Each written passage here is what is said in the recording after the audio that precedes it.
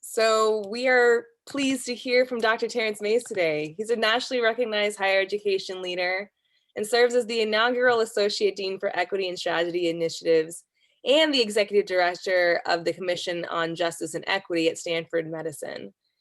In this role, Dr. Mayes serves as a key strategy leader for equity, diversity, and inclusion efforts across the Stanford Medicine enterprise.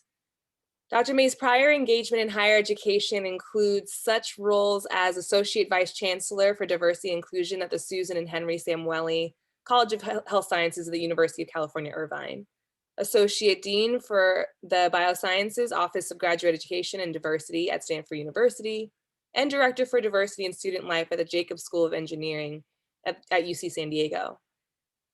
At UC Irvine, he served as co-investigator on a provost-funded project focused on bridging the gap between health education and the LGBTQIA+ community. He has also led efforts to increase equity and transparency in the faculty recruitment process and was instrumental in establishing LEAD ABC, a first in the nation mission-based program to recruit and retain medical students with an interest in serving African, Black, and Caribbean communities. He's an avid mentor, lecturer, policymaker, and change agent in the health equity and DEI spaces. A native of Fresno, California, Dr. Terrance Mayes holds a BA in communication from Cal State Fresno and an MS in organizational leadership from National University, and lastly, a doctorate in education leadership from the University of California, San Diego, and the California State University, San Marcos. Welcome, Dr. Mayes. Thank you. I still need to shorten that bio somehow. You know, and I cut out basically a whole paragraph, so that goes really? to show Yeah, how, like, wow. you know, that goes to show how ready you are for this kind of talk today. It's good to be here. It's good to see you all. I see some of your cameras are on. If you're comfortable, you know, please turn on your camera. I love to see you so that I don't feel like I'm talking to a black screen. But if you're comfortable, it's great to be here. I did this last year, which I think, Kelly, correct me if I'm wrong, it was the inaugural year of this program. Yep. So I'm really, really pleased and proud to see that it has continued and that it has grown under the steady leadership of Kelly, Reese, Dr. Belamek, others. So kudos to you all. So I want to get started because I have quite a bit that I want to try to get through with you, and you know, in an hour. And unfortunately, I have a hard stop, you know, at the hour, top of the hour. But let me get my slides going here. Okay, hopefully everyone can see something happening. Yeah. Okay. So Kelly, when she invited me back to the event health policy series to speak, she said I can pretty much choose my topic, which is always a little bit dangerous, but she wanted me to talk a little bit about, or somewhat focused under the context of racism and its implications for healthcare. So broadly, that is what I want to talk about today. And I've outlined a number of objectives that are a bit ambitious, again, for the hour, but we'll try to get through as much of this as we can. I think what's most important is that we have space for dialogue around the concepts of race and racism, racial health disparities, and you know, what I'm calling the invisible threats that show up in our environments, the academic environments, the clinical environments as well. So we'll do the best that we can here. But first, you know, I want to pause a moment to take a breath, okay, and you know, acknowledge the incredibly difficult year that we've had, sort of this what feels like a never-ending year of pain and anguish and fear and anger, you name it. I think we've all experienced a roller coaster of emotion. And if you're feeling a little bit like me, um, you might be feeling, helpless still and, exhausted. Um, I think all of those feelings are valid, and I want you to know that you're not alone. And I think this, given what is happening in our country, what we have seen in the news just in the last week, um, for some of us, I'd imagine it's hard to even get up during the day and get going with your day. So kudos to you all for even being here. And I think those feelings of helplessness, if you are feeling that, I know I'm projecting a bit because sometimes I feel that way. Um, do know that I think being here means something. Being here in this space right now, participating in this series of lectures and workshops, because it is going to help prepare you um, to be a change agent, right? It'll help prepare you to be a leader within your field, someone who actually can do something about the various injustices that we're seeing in healthcare and the injustices that we're seeing in the country writ large, because this is all of our problem, right? As Fannie Lou Hamer famously said, no one's free until everybody's free. Nobody's free until everybody's free. This injustice is a problem for all of us. So I want to start with just talking a little bit about the concept of race, and then I want to get into explore a little bit the implications of race in a number of different settings. So why race matters. And so first, let's talk about what is race. Okay, and let's just take this sort of definition that I got from Dr. Nina Jablonski at Penn State.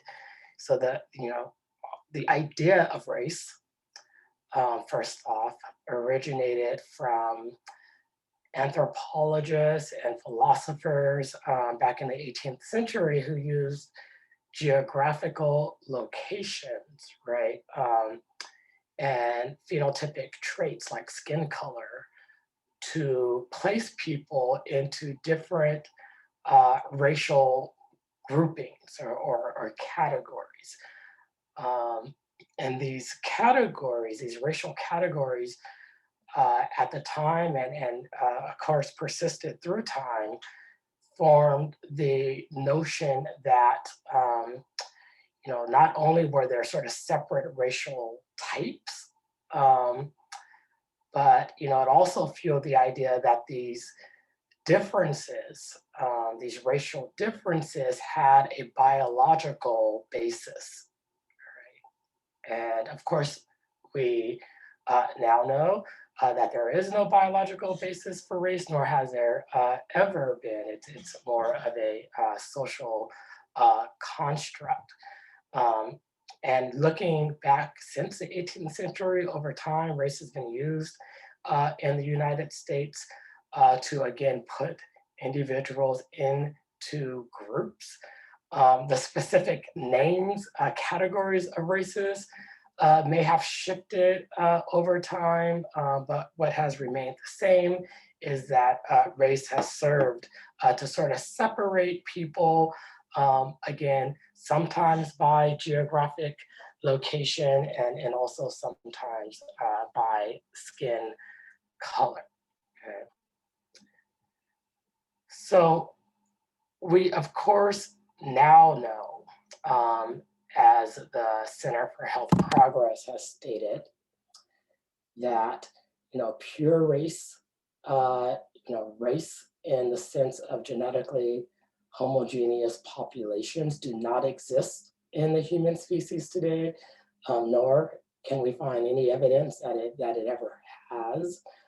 Um, they go on to say that biological differences between human beings reflect both hereditary factors, okay, and also the influence of natural and social environments. So, while for years, decades, centuries even, there has been a belief that that race was a biological construct. Medicine, the field of medicine has been sort of structured around this faulty concept, which is why we think of things like diseases like sickle cell as a Black disease, as opposed to a disease that is influenced by environmental factors, by natural factors, and also by genetics and hereditary factors. So, just because race is a social construct, which again, I'm sure you all know, given the fact that this is something, an area that I'm sure you've all have explored before today. But just because it's a sort of this superficial structure, that does not mean it lacks power. Okay, it doesn't mean it lacks power. So, for the next few slides, I'd like to briefly examine the role of race as a tool for oppression and a tool for violence, especially in the United States of America. Okay, so let's start here. Most scientists, natural scientists of the 19th century held the belief that human beings were not only members of different races, but also of different species. And this has also become known as the theory of polygyny, right? And this school of thought relied on the research, the work of Samuel Morton, okay, Dr. Samuel Morton, who was a physician in Philadelphia, and at that time considered one of the United States' greatest scientists. Okay?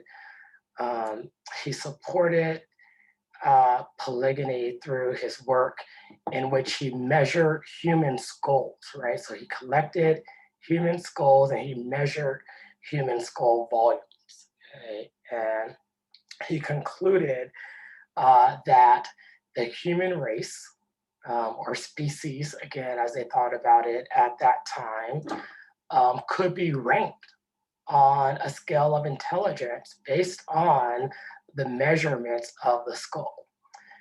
And so, surprise, surprise, the race that he considered to be the most intelligent based on skull was the Caucasian race, okay? Based on the volume. This was followed by Chinese skulls. Okay? American Indian skulls have the lowest volume, according to Morton's research. I put that sort of in quotes. He found that the volume of African skulls were third in line, but above South Asians and American Indians. And so you can see this study here, and I pulled this from an article called How Samuel Morton Got It Wrong. So, of course, this is back in, the early 19th century. Of course, Samuel Morton's skull measurements, this theory of polygyny, these notions, these beliefs were used at the time to justify the institution of slavery, of chattel slavery in the United States, right? So if Africans were not of the same species, right, as Caucasians, then enslaving them was more easily explained and more easily excused, right? And the work of Morton and other scientists at that time and moving forward in time, really also helped to fuel the construction of white supremacy as we know it today. Uh, White supremacy as a system, and again, a system that still reigns supreme in 2021. Okay. So, these constructed notions of race and white supremacy, right, had an immediate impact on science and healthcare. Again, some may argue that it even began with science, extremely flawed science, but science nonetheless. So just look at the eugenics movement, which was an effort to arrange reproduction, okay, within a human population to increase the occurrence of characteristics that were regarded as desirable characteristics. And there were some very prominent scientists and academics, including some from the institution where I am now at Stanford, who helped lead the eugenics movement. Again, which was developed largely as an effort to develop a better human and a less desirable human. And much of this was determined on the basis of race. Again, the socially constructed basis of race. And you can draw a direct connection between the eugenics movement and the notions of academic intellectual inferiority that we see in the country today. So, of course, what I'm describing, race as a tool for oppression and as a tool for violence can also be referred to as racism, right? Especially institutional racism. And as you all know, fortunately, this is becoming better understood that racism is a system of social structures, right?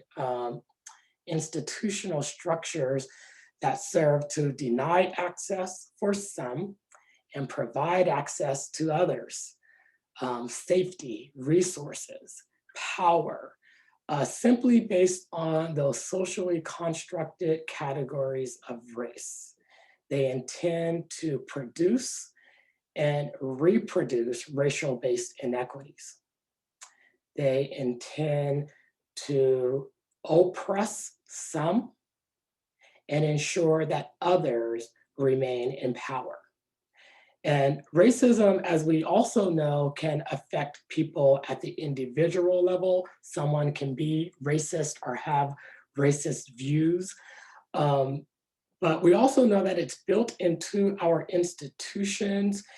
It's woven into our very culture, our very society, the very DNA of what makes us a country. It's been with us since the beginning of this country. We also know that racism touches every sector, right?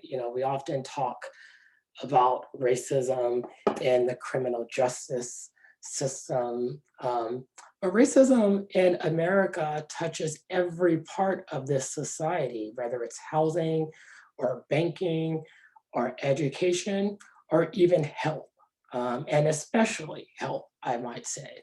And I already mentioned that it can happen at the systemic level all the way down to the individual internalized level. And sometimes these are mutually reinforcing. It's the reason that in the country today, white families hold 11 times more wealth than Hispanic families and 8 times more wealth than African American families. That is the data today, which looks very similar to the data 50 years ago. And if we don't intervene in some real way, will look very similar to the data 50 years from now. It's also the reason that health disparities exist, right? We often talk about social determinants of health, and some of you may have learned that race is one of those social determinants. But I think it's about time that we start teaching racism as a social determinant of health as well. Because racism is the reason, I believe, that for every white person affected with stroke, you have 2 African Americans affected with stroke. And for every white person with HIV or AIDS, you have 7 African Americans with HIV and AIDS. At the very core of these health-related disparities that have continued to harm marginalized communities, minoritized communities, generation after generation. This is happening because it was designed to happen. And on your last slide, a question from the audience: is there a reason why there is a distinction in race from 1983? Is there a reason why there's that kind of I'm sorry, repeat the question one more time. yeah, is there a reason why there's a distinction in race from 1983? So I see, like, in both graphs, there is this, non-white to Black or non-white to Hispanic transition. If you could just explain what's kind of going on with Oh, the graphs. sorry, yeah. Yeah, so actually, I think I got this wrong. So both of them are showing the trends between 1963 to 2016, both of these slides. And so the actual data is that in 2016, the wealth of white families is 10 times more than Black families. And in 2016, the wealth of white families was 8 times more than Hispanic families. Thanks for catching that. I think I said that wrong earlier. And then Dr. Mayes, just in I guess I'm just curious, and maybe I'm being really particular with this, but for both of the graphs, like in 1983, there looks like there's a now distinction between when someone's identified as Black versus non-white. And I would totally make an assumption that's probably because of the way people identified on a census, or maybe there was more racial categories, but I'm just curious like why that is, and if that plays a role in like some of these disparities that we continue to see that are along racial lines, because we've made more categories for people. Yeah, I have to look into this study a little bit more to find out why they made that switch in categorization in 1983. I don't have the answer to that, Rachel, but I will find out the answer and get back to you. Thanks. No problem. So let's move on, because I want to talk about perceptions of health disparities and disparities in healthcare. So there is a study out of the Kaiser Foundation that asked this question, and then I want to get your thoughts on this as well. The question was, when going to a doctor or health clinic for healthcare services, do you think African Americans will receive the same, higher, or lower care, of service, right? So this was the question, and they asked various groups. So they asked groups of white respondents, Black respondents, and Latinx Hispanic respondents.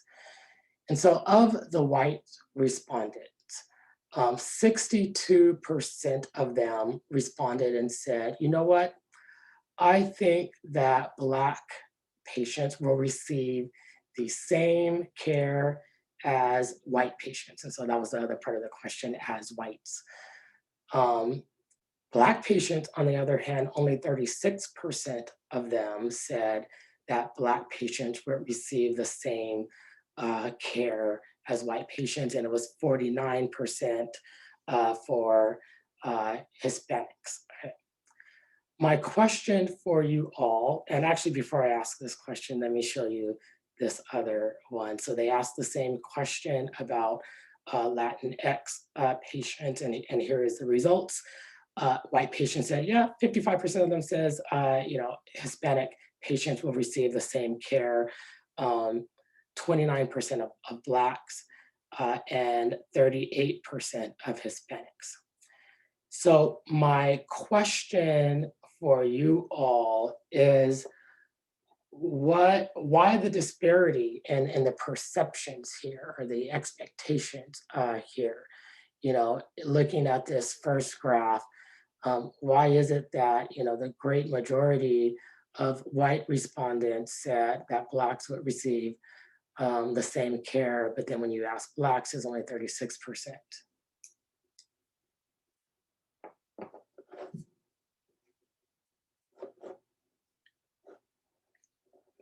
And by the way, I can't see chat.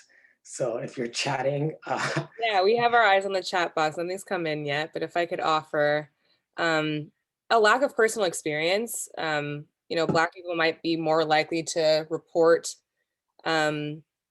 lower standards of care because they've personally experienced it than white people. Mm-hmm. Yeah, personal experience. My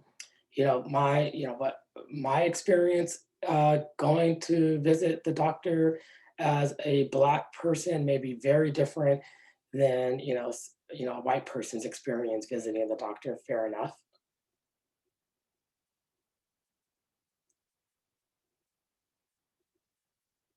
Why else?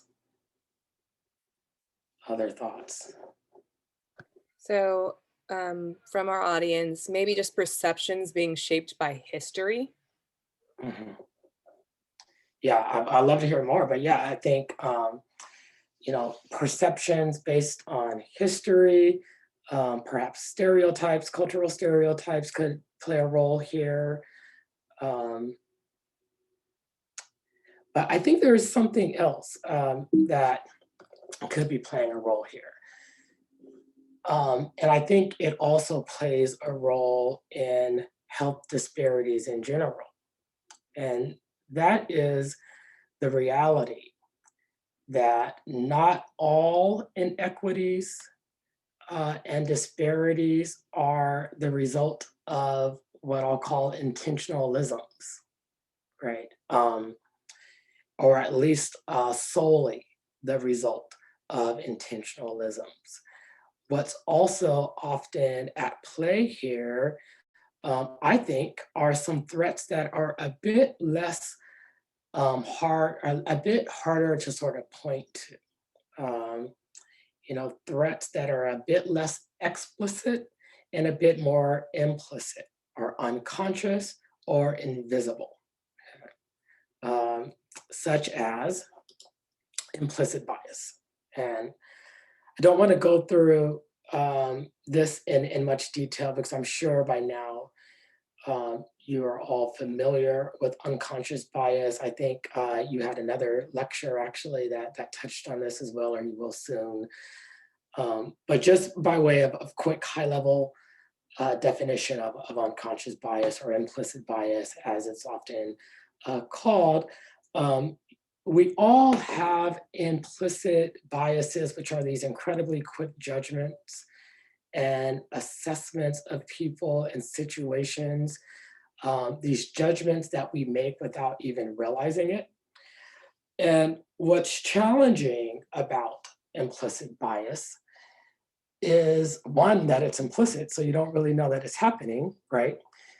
Secondly, it's challenging because no matter how fair of a person you think you may be, or we think we may be, no matter how egalitarian we may be, the mere existence of cultural stereotypes, the mere existence of institutionalized racism means that we are all exposed to bias, and we all hold with us implicit bias without even knowing it. So implicit bias, you may think about it as sort of the lens through which we are viewing the world, the lens through which we are all engaging with one another, through which we are all interacting. And everything outside of this lens is sort of our blind spots, right? And so when I showed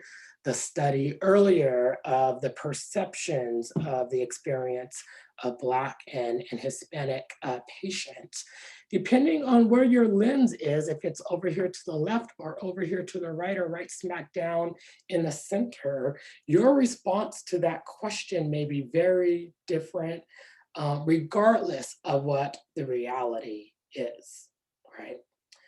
So I want to show you this study. I found this study some kind of interesting. This came out of the Journal of American Board of Family Medicine. The study was around physicians' implicit views of African Americans, or whether or not implicit views of African Americans affect decision-making, clinical decision-making, diagnoses. So in this particular study of 543 physicians, internal medicine and family medicine physicians, the physicians were presented with vignettes of patients who presented with severe osteoarthritis. And after reading the vignette, the physicians were asked in a survey to score the patient, their perception of the patient's medical cooperativeness, and then also whether or not they would recommend total knee replacement. So I encourage you to look up this study. It is fascinating, but I will just give you one finding from the study. And then I want to do a quick exercise, okay? So one of the findings from the study was that white patients, okay, were scored or rated as being more medically cooperative, okay, than Black patients.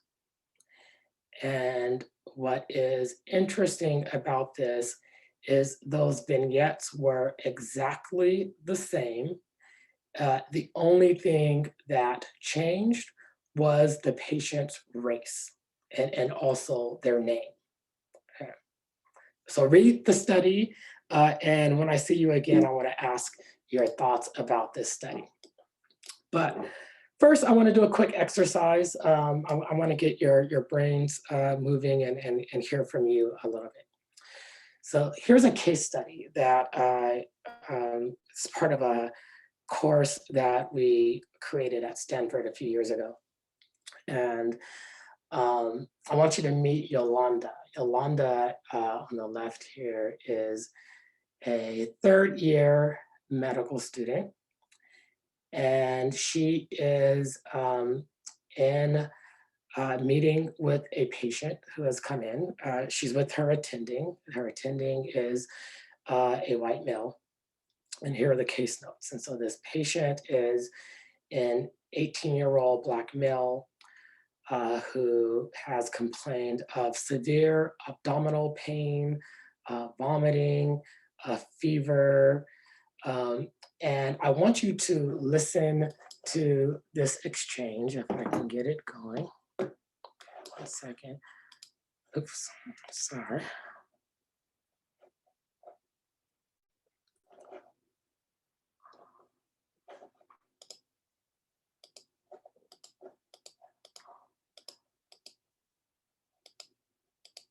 You know, I think I have to stop share and reshare. So give me 1 second.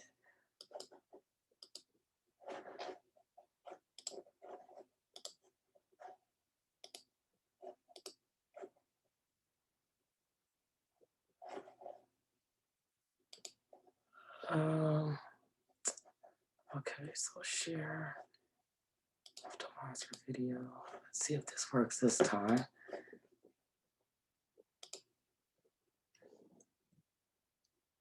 Okay, that's not gonna work. Let's try it here. Okay, listen in. Hi, Dr. Wald. Do you have a moment to review my case? Sure, of course. Okay. I can see why you would think it's acute appendicitis, but it could also be a lot of other things. Have you thought about doing any labs on him? Well, no, I haven't. He's in a lot of pain, and I thought we would get him more comfortable first. His younger brother and father are in the waiting room, and they're really concerned. I am worried about him, so I wanted you to see him sooner. And did you ask about his drug and alcohol use? I saw this patient as he was being triaged. Substance use is common in this patient's community. He seems like a good kid. He plays on his high school's football team. His name is Chester. Okay, I wanna pause there. And actually, let me see if I can, 1 second.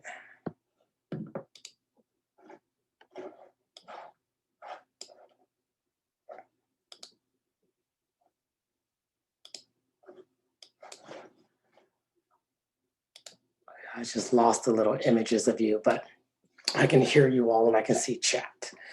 So I want to pause there because what was going to play after that was sort of a replay. And so when Yolanda first presented the case to the attending's response was the same. Saying, well, patients from this community do have, may have a history with, drug abuse. And so, maybe it's not appendicitis, it could be something else. And in the first scenario, Yolanda didn't quite know what to do. But in the second scenario, the same thing replayed and she reacted and responded slightly different and added a bit more context around the patient. And so you all heard the case though. You heard the interaction between the third year medical student and her attending. So here are my questions for you. As you listened to the conversation, what were your observations, especially any observations as it relates to potential bias that the attending may have had, potential bias that the student may have had, and also, in the real world, how might such a bias affect that patient's outcome? So I can see the chat and I can hear you.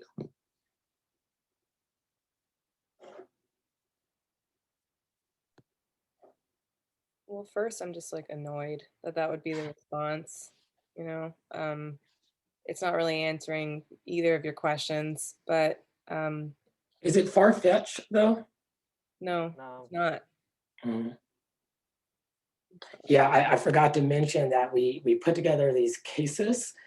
And the way we put together these cases is we asked residents, medical residents, for real experiences that they've had either as students or as residents. And so this has actually happened somewhere.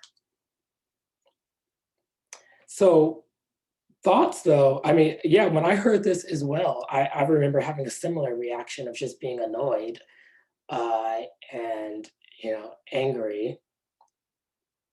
But other thoughts, thinking about, the patient. I don't have his name here, but thinking about the patient. in this replay, Yolanda sort of pushed back a little bit and said, well, actually, he's an upstanding, person. He's an athlete. He's, a good student. But what if Yolanda hadn't done that? What are the potential implications for the patient? Yeah, so Caitlin offered like basically delayed care. The patient could end up in a worse condition due to this bias effect. Yeah. Yeah. So a patient could end up in worse condition. And, it begs the question again, how pervasive is this? How prevalent is this? I think it is debatable whether or not the physicians, the attendings' views are based on unconscious or implicit bias or more explicit views. I think that could be up for debate, but let's just take, for the sake of argument, that his view is based on unconscious bias, and he doesn't even know that his views are biased.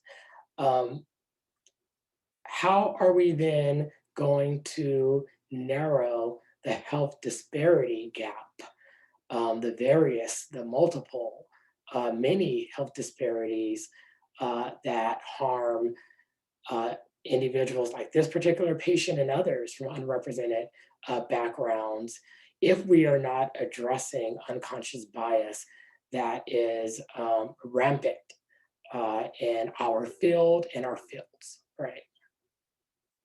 Other thoughts there before we move on?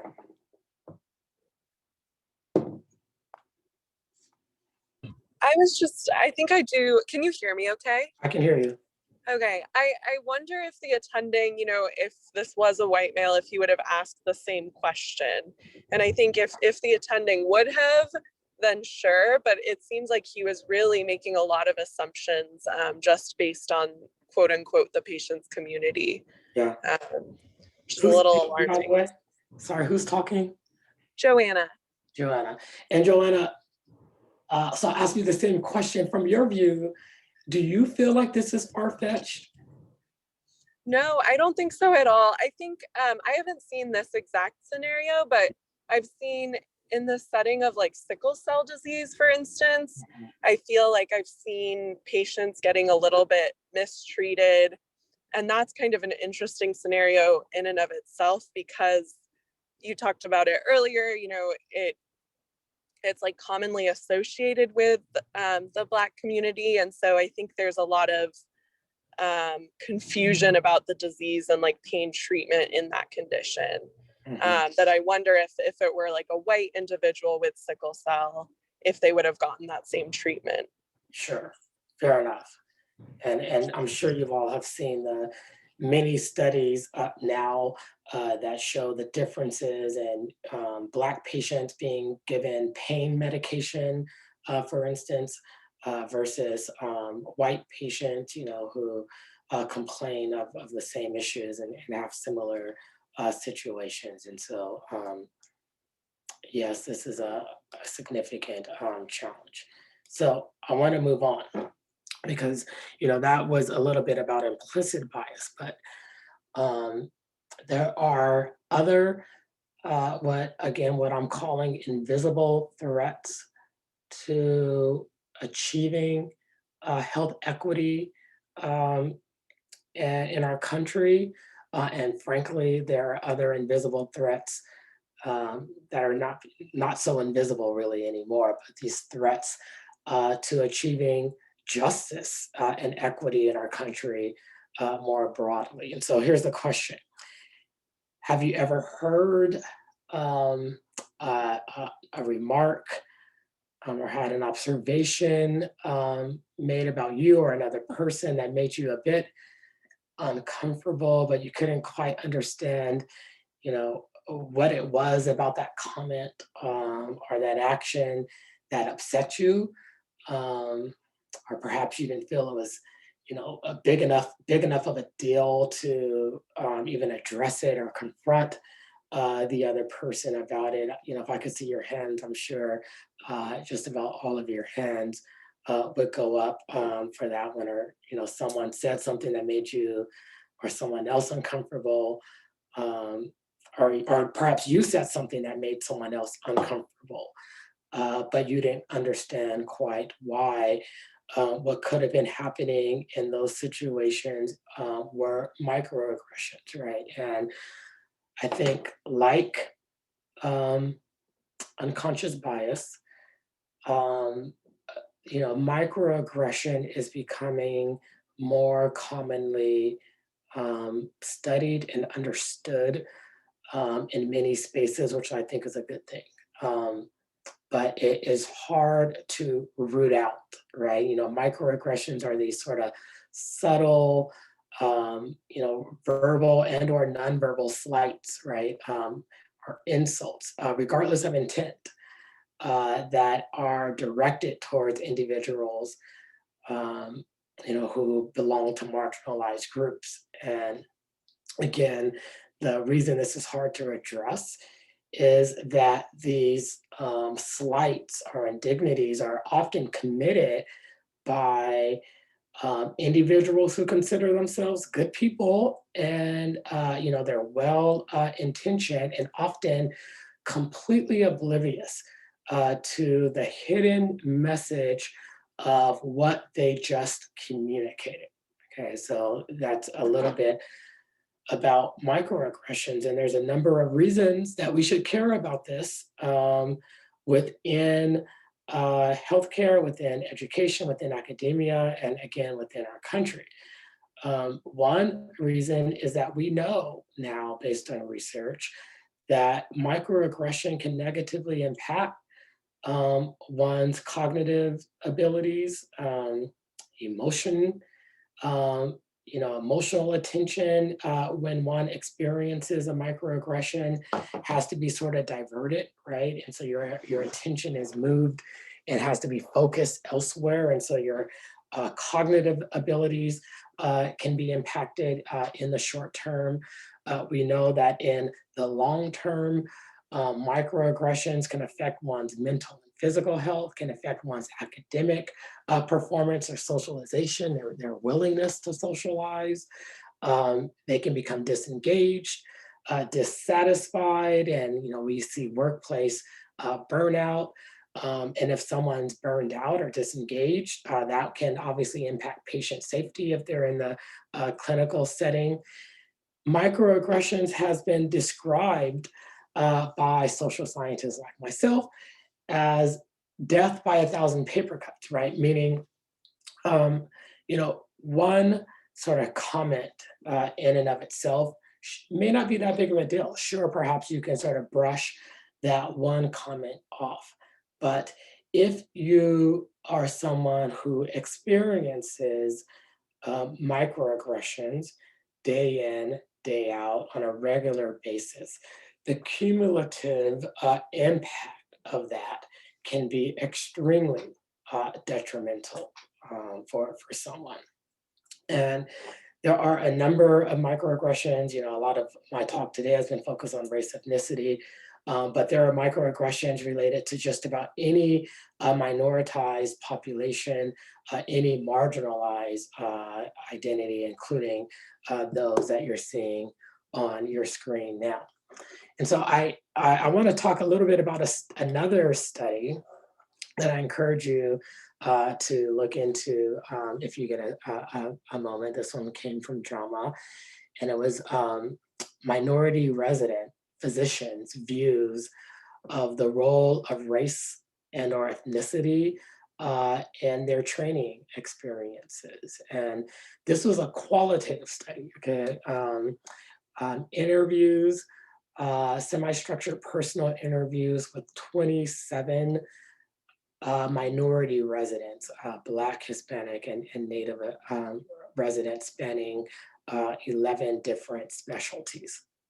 And the researchers' key findings pointed to sort of these three major themes. And since we don't have a whole lot of time today, I'm just going to touch on each of these three themes really briefly. And they were, one, that minority residents, and I think this could be applied very likely to trainees at all levels. Unrepresented minority residents experience a daily barrage of microaggressions and bias. The researchers found that minority residents were often tasked with serving as ambassadors for their race or ethnicity. And they also found that the minority residents experience challenges in negotiating sort of their professional identity and their personal identity, especially when they were in the workplace or their learning environment. So I want to just show you an example of both of these. Again, this was a qualitative study, and so I want to read just a few of the actual quotes from some of the respondents. And so starting with that first pillar of a daily barrage of microaggressions and bias, one respondent said, there were instances where they would just call me nurse, or they would think that I was everything except for a doctor.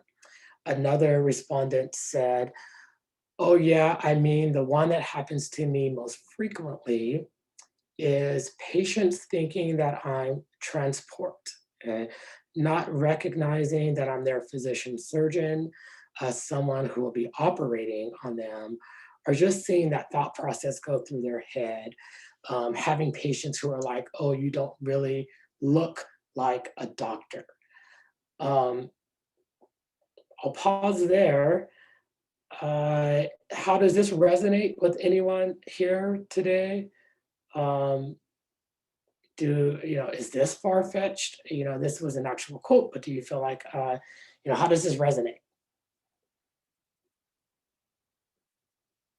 I mean, it's happened to me. And I think if you then add on the sexism layer, it's not necessarily even just about race.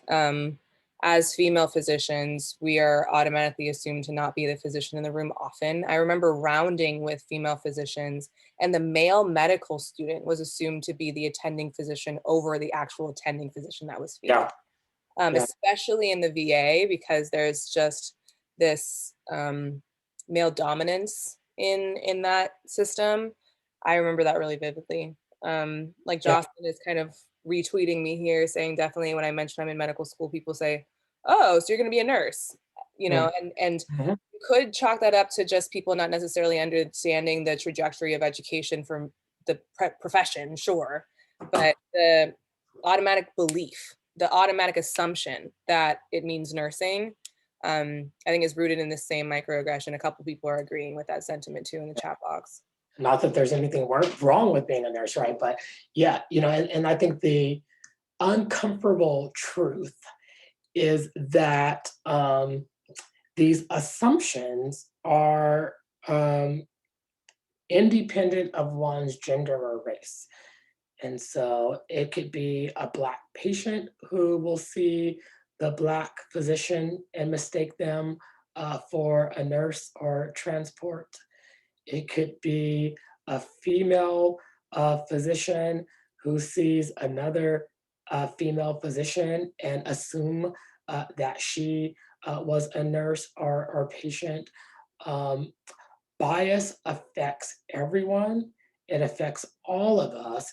Microaggressions affect everyone. It affects all of us because we are all living and breathing the same harms of this society that are steeped in cultural stereotype and prejudice, right? So, yeah.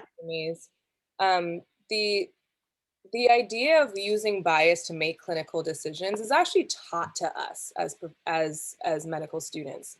We're meant, like in everything that we're taught in standardized testing, in order, in some cases, to be life-saving. Some of that bias is meant to be positive in some regards. Sure. We're supposed to say, you look sick, therefore I'm supposed to act, right? And so in some cases that can be necessary for our profession, but I think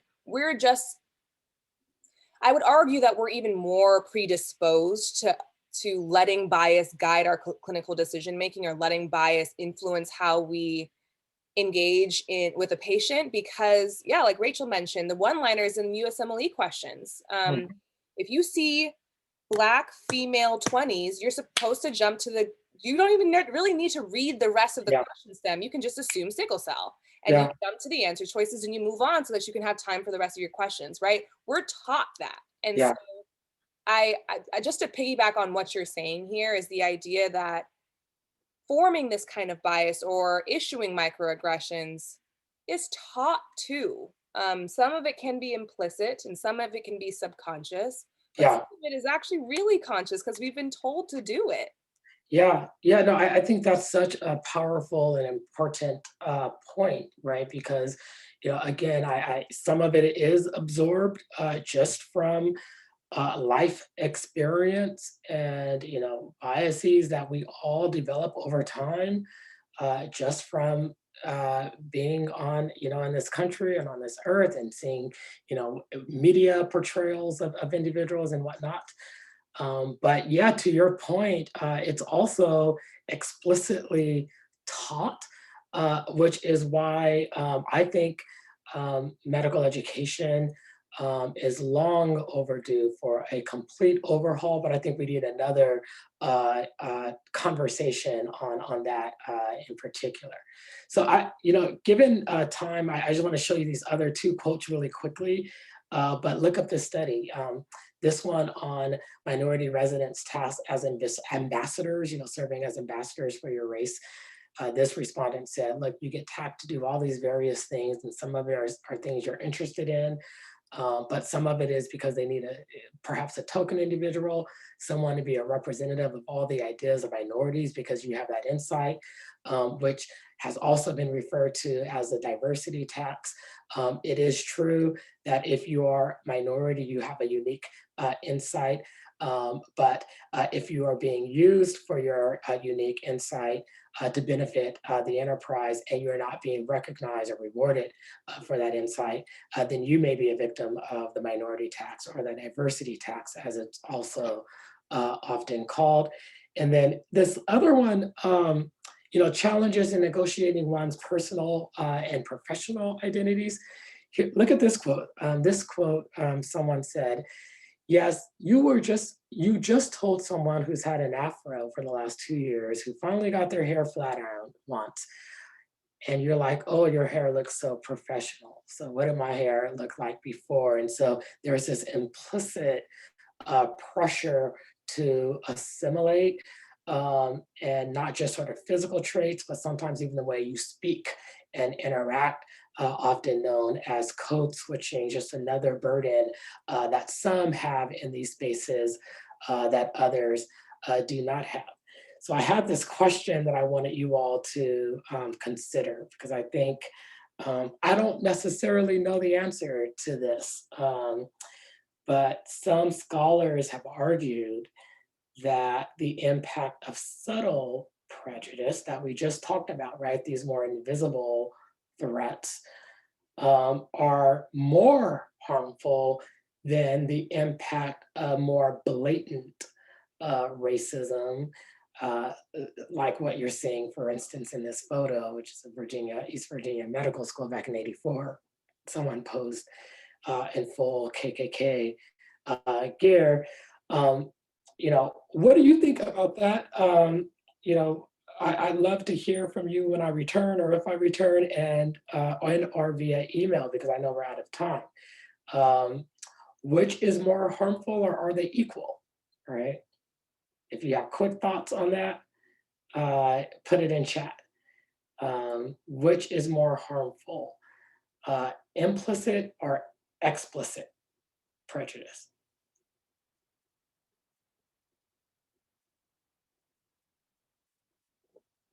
I see some implicits. I would agree, by the way. I would certainly agree that implicit is more harmful because it's harder to pinpoint. You know, if someone calls someone the N-word, that is very clear racism, and there's very clear protocols around how to address that. And you can sort of root that out. Whereas someone who asks, you know, a Black woman, what did you do to your hair? It looks much better now after she flat ironed it. That's much harder to root out, but is just as harmful, perhaps, to that individual and showing up in that space, fully as she is. So I'm sorry that we are out of time. I was a little worried that we wouldn't make it through all of my slides, but I promise you I will send you my slides, because what I have to share at the very end are just a few strategies that we can all employ, no matter who we are or what our backgrounds are, strategies that we can employ on a daily basis to just become better humans, right? Just better individuals, to really practice cultural humility, to practice anti-racism.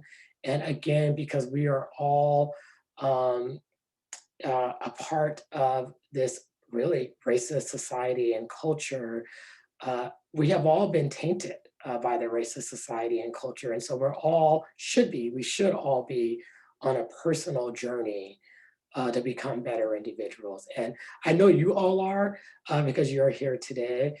And I would love to come back, Kelly. And I really appreciate being invited, and I really applaud you all for doing this and being on this journey. And I'm sure you all are going to do great things as you continue on in your academic journeys and your professional journeys. And please know that I will be here to root you on, to be your biggest cheerleader along the way. And we're Thank going you. to give you an extra half hour next time then, Dr. Mays. Yeah, let's do that. Well, thank you for being here with us. We're interested in your feedback. The feedback survey link will be live for the next few minutes, and then we'll launch attendance for our next session. But thanks for being with us today, Dr. Mays. Appreciate you.